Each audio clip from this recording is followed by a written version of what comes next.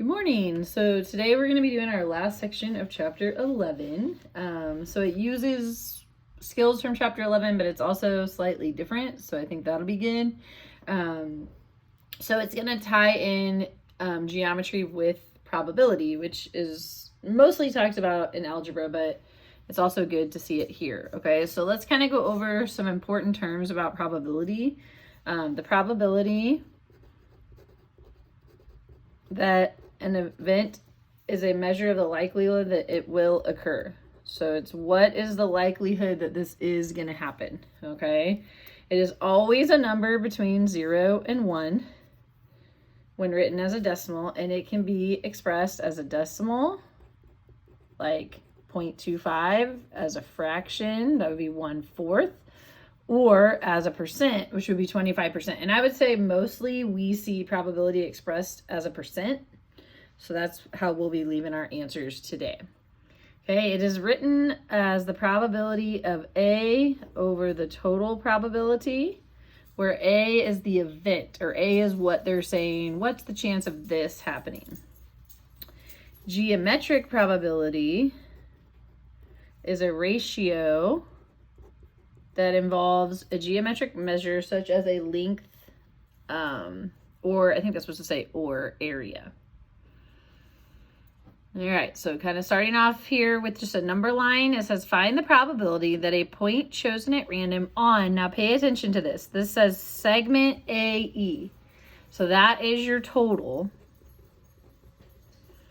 So we're going to come up with that, and that's going to be our bottom number for all of these. It says to express our answers as a fraction, a decimal, and a percent. Okay, so from A to E goes from -8 to +8. So -8 all the way to +8 is 16 total units. So I'm just going to go through all 4 of these and put the 16 on the bottom to begin with. Okay. Then it says, what's the likelihood that it winds up on segment BC? Well, how long is segment BC? It goes from -6 to 0, so it's 6 units long. So I'm going to reduce that by 2. So my first answer is going to be 3/8. Okay, which is equal to 0.375, which is equal to 37.5%. Remember to go from decimal to percent, just move that decimal point 2 places to the right. Hey, what are the chances it winds up on BD? Sorry. -6 to +4, that's 10 units. Divided by 2 is 5/8. Then you can punch 5 divided by 8 in your calculator. That's going to give you 0.625. Move the decimal 2 places to the right. That's going to be 62.5%. And a lot of you like to think of percents like with grades, right? So 3 out of 8, you know that's not going to be very good. It's going to be a 37.5%. 5 out of 8 is a little better. That's a 62.5%. So from C to E, we're going from 0 to 8. That's 8 units. So that's going to be 1/2, which is going to be 0.5. Move that 2 places to the right. Don't forget to add the 0. You get 50%. And then last one goes from -8 to +4. So -8 back to 0 is 8 units. 0 to 4 is 4 more units. So this is 12 units. Can divide this one by 4 and we get 3/4, which is 0.75, which is 75%. Okay, hopefully that went okay. All right, these say find the probability that a randomly chosen point in the figure lies, in the shaded region. So this is the part that's shaded in on this picture. Okay, so first, your total probability is a circle, right? The whole thing is a circle. So we're going to put circle down here. And the shaded part in this one is also a circle. So I'm going to label this circle small over circle big. Okay, so the area, so obviously you're trying to find the area of each one of these circles. So area of a circle is pi r squared. Okay, so we just have to figure out the radius for each circle. So for the big circle, it's very obvious. The 6 is right there on the radius. So this is pi times 6 squared. For the little circle, what we know is if you go all the way across this from here to here, this is also 6. Okay, that's not the radius. So this from here to here is 6, right? Because that's the radius of the big circle. So cut that in half to get the radius of this little circle. So this would be a 3. So I'm going to end up with 9 pi over 36 pi. The 2 pi's can just drop off because pi, anything divided by itself is 1. So 9 divided by 36, that reduces to 1/4. And that's going to be exactly 25%.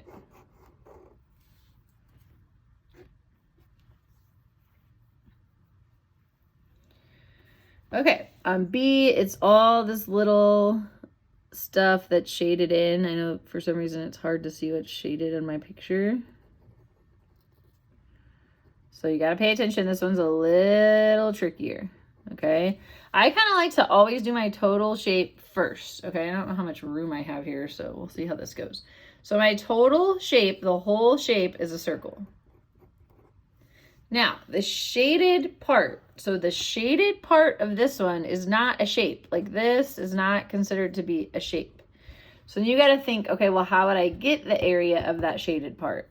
Well, I would take the circle, take out the hexagon, and that would give me that little bitty area going around there. Now, obviously, looking at this picture, our percentage should not be a high percentage for this problem, okay? There's not very much of this shape shaded.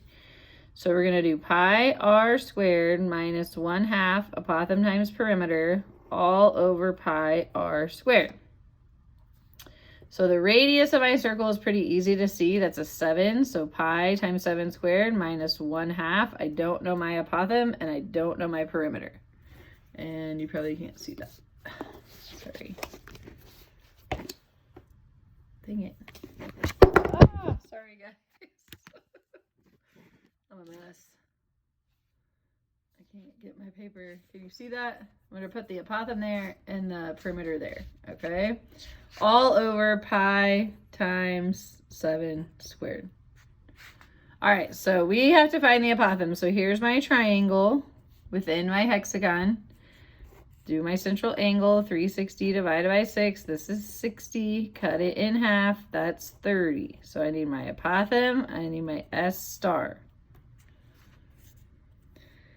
So I get my apothem first. So the cosine of 30 is A over 7. Multiply both sides by 7. And A is going to be about... trying to find where I wrote it. Oh, there it is. I don't know. I have 3.5 root 3 written on my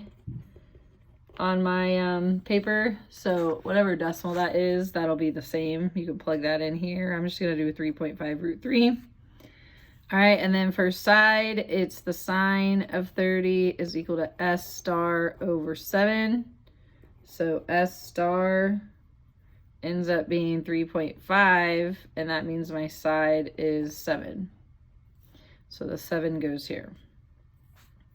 So this top part is going to end up being 49 pi.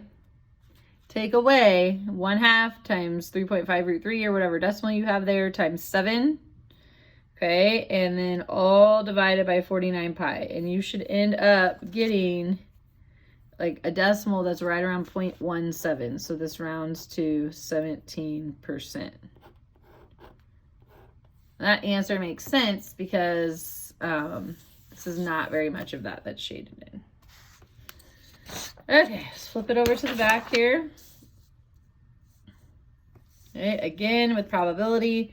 Find the probability of point chosen at random lies in the shaded region. So a lot of this figure is shaded. So it's my whole figure. That's a rectangle. How am I going to get this shaded shape? It's going to be my rectangle. Take away my half of a circle or semicircle, however you want to say that. So we got base times height minus 1/2 pi r squared all over base times height.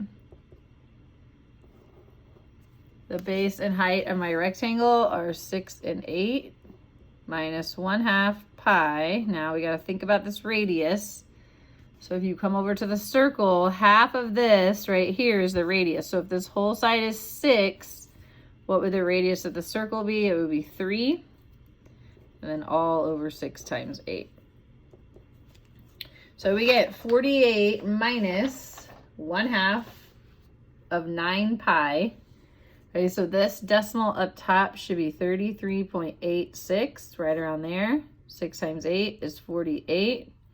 It's going to be about 71%.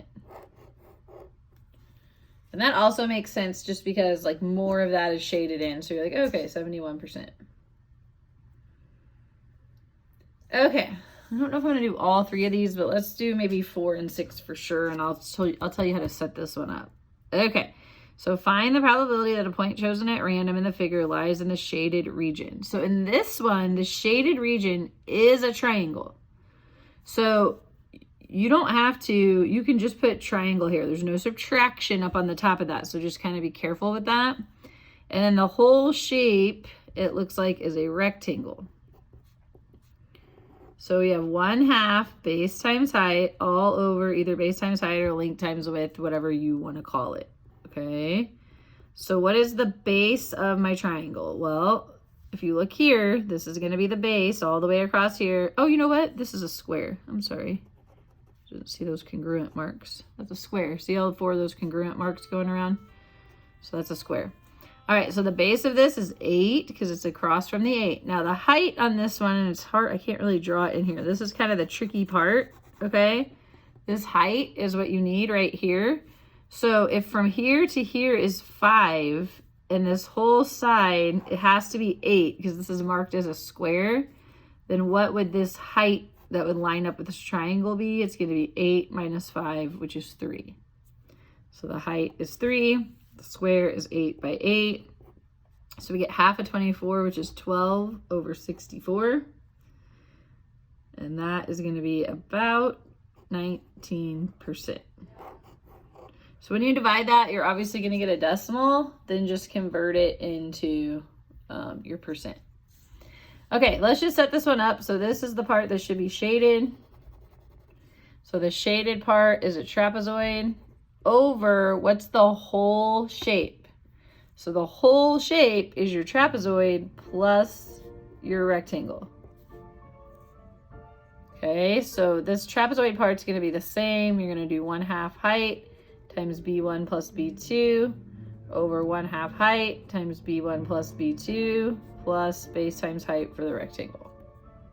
So I'll let you set up all those numbers, plug that in, work it out. You should get about 25%.